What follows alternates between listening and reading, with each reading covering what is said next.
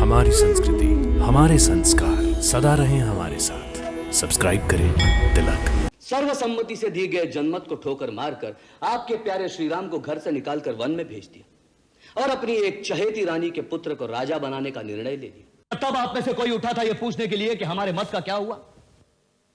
क्या आप में से किसी ने राजा के इस अन्याय के विरुद्ध उसे ललकारा? क्या आप में से किसी ने विद्रोह की आवाज उठाई?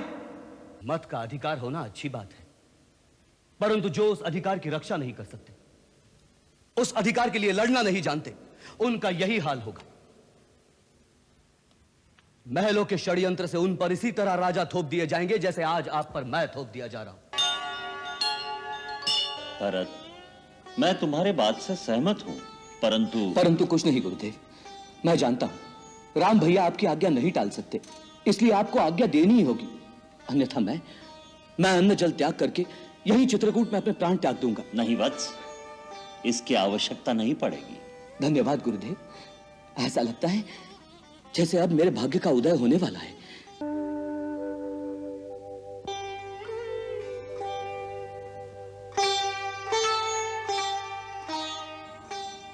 भैया, सुना है भरत भैया अपने साथ राजाभिषेक की सारी सामग्री लाए हैं। वो यहीं पर आपका राजाभिषेक करना चाहते हैं। अच्छा, परंतु भरत को ऐसी नीति विरुद्ध बात नहीं सोचनी चाहिए। इसमें नीति विरुद्ध क्या है भैया? देखो लक्ष्मण, पिताश्री के वचन का पालन करना जितना मेरा धर्म है उतना ही भरत का भी है।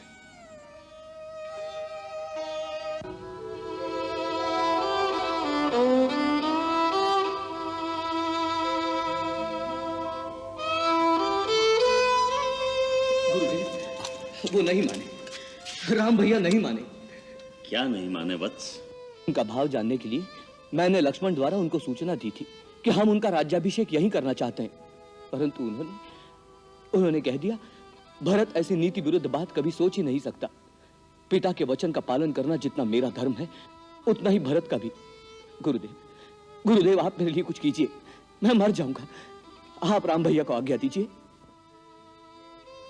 भरत, तुम्हारे प्रेम की पराकाष्ठा देखकर वशिष्ठ का मन भी विचलित हो रहा है, तो क्या राम पर उसका प्रभाव नहीं पड़ेगा? लगता है तुम्हारे निश्चल प्रेम की धारा में तीनों लोग बह जाएंगे। सच गुरुदेव, मेरे राम भैया भी? हाँ, तेरे राम भैया भी। यदि मानव के हृदय से सच्ची पुकार निकले तो स्वयं भगवान को भी अपने नियम तोड़ देने पड़ते हैं। कल सवेरे हम सभा बुलाएंगे, उसमें सब निर्णय हो जाएगा। गुरुदेव, राजा बनने के लिए 3 बातों की आवश्यकता होती है: गुरु का आशीर्वाद, मंत्री और साथियों का सहयोग, प्रजाजन का स्नेह और विश्वास। आज मुझे ये तीनों प्राप्त हो गए, इसीलिए मैं बड़ी प्रसन्नता के साथ यह राज्य स्वीकार करना चाहता हूं। परंतु मेरे मन में एक शंका है। राज सिंहासन पर बैठने से पहले आप सब उस शंका का समाधान कर दे तो अच्छा है। क्या शंका है आपको राजकुमार भरत?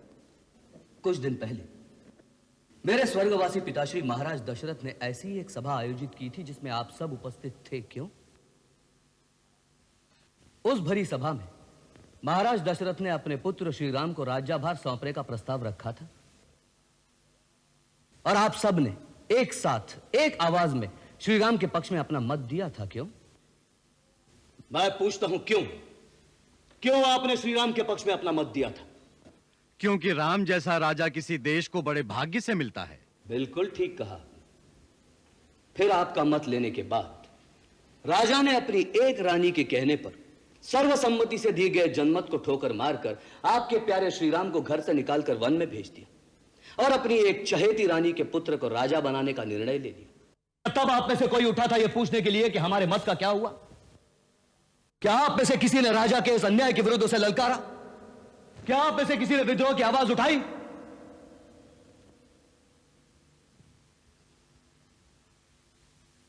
मत का अधिकार होना अच्छी बात है, परंतु जो उस अधिकार की रक्षा नहीं कर सकते, उस अधिकार के लिए लड़ना नहीं जानते, उनका यही हाल होगा।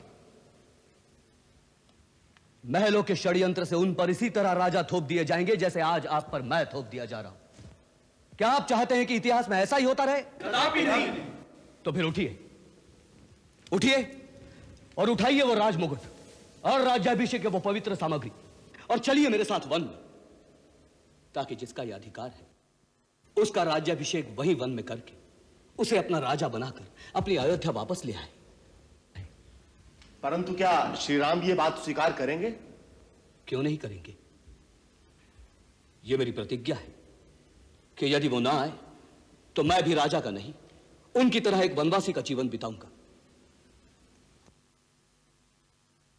आप लोगों ने कैसे सोच लिया कि जिन महाराज दशरथ ने अपने वचन के लिए अपने प्राण दे दिए, जिस श्रीराम ने पिता के अपने मुख से ना कहने पर भी पिता के वचन की आन रखने के लिए एक भरा पूरा साम्राज्य तिनके की तरह छोड़कर वन का रास्ता ले लिया, उन्हीं दशरथ का पुत्र होकर, उस श्रीराम का छोटा भाई होकर, यह भरत ही ऐसा नीच निकलेगा जो अपने बड़े भाई का राज हड़प कर जाएगा? राज्य पर केवल बड़े का ही अधिकार है। श्रीराम मुझसे अवस्था में बड़े और गुणों में भी श्रेष्ठ है, केवल वही इस राज्य के अधिकारी है। जो वस्तु अपनी नहीं उसे लेना पाप है। मैं गुरुजनों से प्रार्थना करता हूं मुझे यह पाप करने की आज्ञा न दे जिससे मैं रघुकुल का एक कलंक कहलाऊं। वैसे कलंक तो मुझे मेरी माता ने लगा ही दिया है,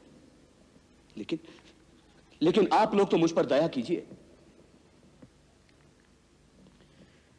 मैं इस राज्य सभा के बीच खड़ा होकर घोषणा करता हूं, अयोध्या के राजा केवल राम हैं। वो इस वक्त जहां भी हैं उसी दिशा में मैं उन्हें शत शत प्रणाम करता हूं और इसी समय उनके पास जाने का प्रण करता हूं। आप सब भी मेरे साथ चलने की कृपा करें। गुरुजन, मेरा यह संकल्प सफल हो, यही आशीर्वाद प्रदान करें। धन्य,